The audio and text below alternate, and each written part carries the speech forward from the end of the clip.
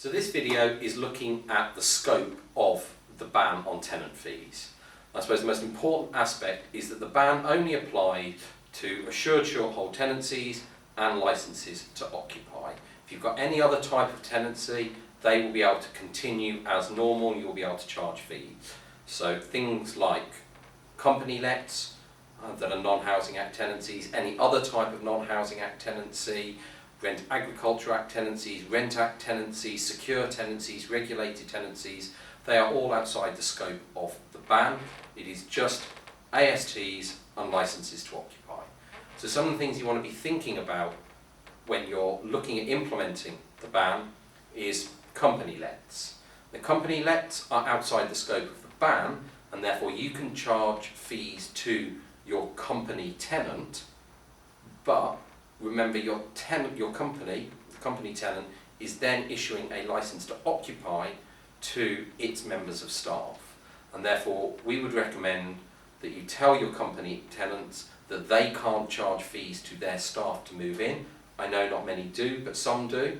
But if they charge fees to their staff to move in, they are issuing licenses to occupy to their staff, therefore any fees associated with moving in will be a prohibited payment.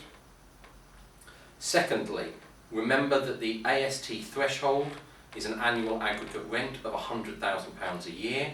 If you are letting properties over that threshold, they are non-housing act tenancies and therefore fees still apply. In Wales, we also have to factor in the Renting Homes Act and the actual ban, the Renting Homes Fees etc. Wales Act 2019 is actually written as if the Renting Homes Act has come into force.